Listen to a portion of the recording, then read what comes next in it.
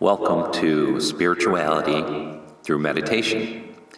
My name is Brian Higbee. Today I'd like to speak briefly about trauma. Now, traditionally, there's nothing brief about trauma. Trauma is chronic. It lasts, for the most part, most of your life, unless you can take control of that trauma. Most people go through life that have experienced trauma, whether they are in war zones, whether they've had abusive parents, abusive spouses, abusive partners, siblings, and they have that history, the memories stored in their subconscious mind. Some have scars on their body from physical trauma. Soldiers, people living in war zones, could be anyone, could be civilians who have been raped or abused psychologically. They have these scars that are called trauma. And trauma sits at the pit of your subconscious mind. Now, I've watched a lot of videos and listened to some podcasts about trauma. Many of them are very clinical and analytical about trauma. And even though they all have the best of intentions, sometimes it could get very confusing as to how to handle trauma, how to try to expunge it from your subconscious mind. And most podcasts I've come across that are very thorough and very caring and very giving and very mindful, they don't really touch home on technique, the tools to actually change it, because this kind of behavior, I would say all behavior, can't be changed through the conscious mind. It can't be changed from a surface approach. It has to be changed from the subconscious mind, the basement mind, the deep diving into that subconscious mind. Because the conscious mind is, yes, it's an analytical mind, but it's a short-term memory mind. It only operates at 10% capacity of our mind. The subconscious mind operates at 90% capacity, 90%. That's huge. And as Nikola Tesla used to say, if you want to understand the universe, which we're a part of, you have to understand energy, frequency, and vibrations. Einstein said, all there is energy. That's it. Nothing more. So understand energy and you can understand the universe and you can understand yourself. Now, quantum physics has definitively proven the existence of the quantum realm, which mystics, yogis have known for thousands of years, that everything starts from the quantum realm or source. Source is pure potential energy coupled with consciousness is the beginning. It's the fundamental truth of all of our existences. We all start from source or energy or the quantum realm. Some people call it God or the Godhead or Shambhala. There's many, many names for it. But the important thing to understand is we are all beings of energy. We operate on specific vibrational frequencies. And those vibrational frequencies are the key to changing your traumatic past. How does this work? In a nutshell, Source, again, is the creator of all things. It is the potential energy that we can tap into through our subconscious mind that will allow us to manifest in the material world our deepest desires. And if those desires are to expunge the trauma, you can do that. How does this work? So you have the subconscious mind, which is like a Wi-Fi link back to source, or the original place of creation. Source energy creates everything. Our subconscious mind has a direct link to source. What does this mean? It means that we have the opportunity to create our new reality. We do it all the time. We're just completely unconscious of it. We are in the beta state most of the time, most of us, where we are just operating on a daily basis, creating and not even realizing what we're creating. We are like a mice in the maze. We are not living above it. We are in it. We are stuck in it until you wake up to the fact that you have full control of your material reality around you through your subconscious mind. So how does this work? The subconscious mind stores everything that the conscious mind puts into it. Now, the difference between the conscious and the subconscious is the subconscious believes everything you put into it. It can't reject anything. It doesn't, it doesn't understand the difference between the present, the past, or the future. It is living in a perpetual reality of a perpetual present. That's the subconscious mind, which is another reason why past traumas are constantly affecting our actions and our behavior, because they are constantly there. They're not in the past. They're not buried over here out of the way. They are constantly there. They are constantly in the subconscious mind, and they are constantly dictating our behavior. So how does this change? How do you change this? Well, think of two things. First, the conscious mind, and the subconscious mind, second. So the conscious mind is the receiver of the environmental world around us. It has taste, touch, seeing, hearing, and smelling. These five senses are what take in everything in our world around us. Now, these five senses are dictated based on our genetic code and our vibrational frequency. Our parents, when they conceived us, were operating on a specific vibrational frequency. Mom was operating on one, Dad was operating on another. When they conceived us, those frequencies overlapped. That started out with genetic conditioning. Then when we were born, we were exposed to environmental conditioning. Everything in our environment taught us. And when we were up to the age about 6 or 7, those 5 receptors, taste, touch, smelling, hearing, seeing, those all were completely open. We didn't sense ourselves at that age. It wasn't until we were a little older that we started to reject this, reject that, and not allow certain things in. But for the first 6 or 7 years of our lives, our subconscious mind was completely open, because our conscious mind just dropped everything in it. The good, the bad, and the ugly. Everything was dropped into our subconscious mind for our first 6 or 7 years of our lives. That's a lot. That's a lot of storage in there. Then as we got older, if you were not aware of the pre-programming of society and what society was telling you to think, how to dress, the fads, all that, and what you let in is what determined your personality, and your personality determines your actions. So the way this tool works is the way to first of all tap into the subconscious mind is where we really need to get to. The conscious mind is very, very important to be aware of what you allow into yourself and what you accept into yourself and what you allow to drop into the subconscious mind. That is first and foremost. Secondly is to enter the subconscious mind. How do we do that? We do it through altered states of consciousness. We do it through meditation. We do it through breath work. There are other physical ways to enter the subconscious mind too, through yoga.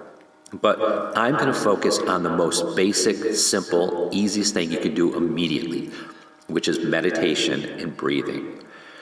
Now, I'll tell you exactly how I do it. So what I do is I lay down in my bed, because that's the most comfortable place for me. You can sit in a chair, you can sit anywhere, lay anywhere. What you need to do is you need to eliminate any pressure points on your body. because the whole point of meditation is to release your mind from your body so that your mind is floating in its own little jelly and it's not attached to the physical world, because you want to deep dive into that subconscious mind. You want access to the memories of the past. So what you do is, I lay down, I usually put headphones on or earbuds in. I usually tune into a YouTube channel that has a specific frequency. Now, there are lots of different frequencies, and each frequency has its own healing powers. I'll give you an example. One that I listen to a lot is 174 hertz pure tone frequency. What this does is it relieves pain and tension. Another one that is really good is 417 hertz. That inspires change. It releases any negativity and past trauma. And that's what we're talking about today. So what I would suggest is to find a YouTube channel that has a 417 hertz pure tone. Set the timer on your phone for, say, 20 to 30 minutes. Do it twice a day. Lie down in your bed, close your eyes, play this YouTube channel at that frequency, set your timer, close your eyes, and allow yourself to drift.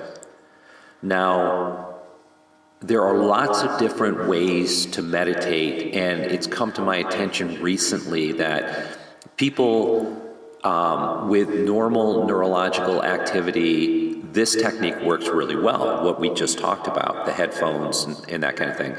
A mantra works really good too. My mantra that I use is I'm Nama. Mantra should have no meaning to it. It should just be nonsense. But it should be tuned into your frequency. It should be, so, I mean, that's my mantra. You can always start with that. But you can always go to a professional TM teacher. And again, I'm not a medical professional. I'm not a psychologist. I'm just a guy who's on a journey through spiritual awakening. And I'm seeing the synchronicities of life, and I'm seeing the signs of life. But one of the things that I have recently come across is ADHD, and people who are suffering from ADHD, and how they can be master meditators. And their best way to meditate isn't just a mantra, lying down and allowing your mind to just disappear. Their work, what works best for them, is frequency meditation. And the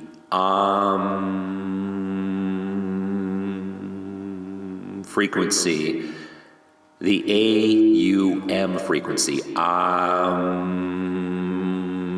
frequency. I definitely highly recommend going on YouTube and looking at ADHD meditation, because there are some great videos on there that specifically focus on that. So there are different types of meditations for different types of minds. So this is not, the meditation I do doesn't work for everybody, but it's probably the most popular. And I definitely go with frequencies, because the vibrational frequencies that I operate on is the fabric of reality. So you go into this meditative state. After a few minutes, you'll start feeling it. You'll start feeling detached from your body. Just lying there, sitting there with the headphones on, eyes closed, detached from the physical world. Now, the next step is when you get into the subconscious mind state, through the meditation takes you into the theta, and in some cases gamma state, which is deep sleep, deep consciousness sleep.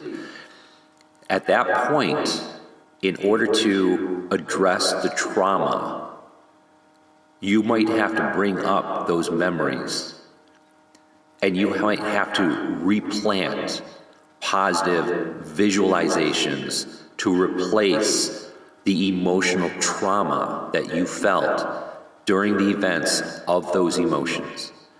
This emotional attachment, this emotional trauma that you experience is the most important thing. It's more important than any logical association with this. Emotion is the thing. We always remember an emotional impact of something. We may not remember somebody's name, but you will remember an emotional impact with those people. We always remember the emotion, because the emotion is key to the subconscious mind. The conscious mind is the analytical mind, it's the logical mind, it's the mind that sends out ideas into the ether. The heart, or the emotional mind, the subconscious mind, is the receiver of that truth, the receiver of that. So through meditation, through visualizations, and these visualizations, just to define them real quick, 20, 30-second detailed idea like of a desire, of how you want to change this trauma, how you want to reverse it, or how you want to change a different attached emotion to it. You want to attach a different emotion, a positive emotion. You want to twist it, because the whole point is approaching everything because from source, and source is love, source is compassion, source is caring, source is being held in a womb. That is source. That is what we all strive for. We all strive for where we came from. Trauma, whether it's external trauma that seems to come from someplace else, always begins internally. Everything begins internally. Our universe is mental. We create our universe. So if we've created that trauma through external stimuli, which is not really external stimuli because we are internalizing it. We internalize everything. And through our internal belief structures, through our internal subconscious mind, we then create our personality, which then dictates our behavior.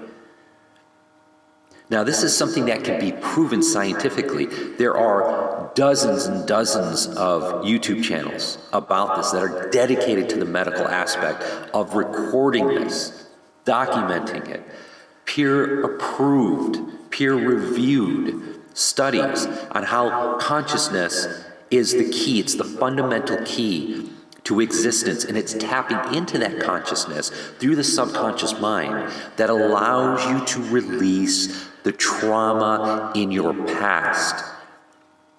Because there is no past. We live in a perpetual future. Time is not fundamental. Time is a concept, a construct. Consciousness and energy operating on specific vibrational frequencies are fundamental. It's a scientific fact now. You don't have to believe it. You just have to practice it. Meditating twice a day, 20 to 30 minutes each session. Make it happen. Do it for yourself. Demand it. Command yourself, your conscious mind, because you are the creator of your reality, and you can change that trauma. You can attach a new emotional impact on that trauma. So, I hope this was helpful, even the littlest bit. But everything that I've said in this video can be cross-checked on dozens of other more medically based, scientifically based podcasts and YouTube channels. Just get the spark. You have it in you. We all do. We're all part of that collective. You just have to enact it through emotion and through thought. And I will leave you with that thought today. Thank you.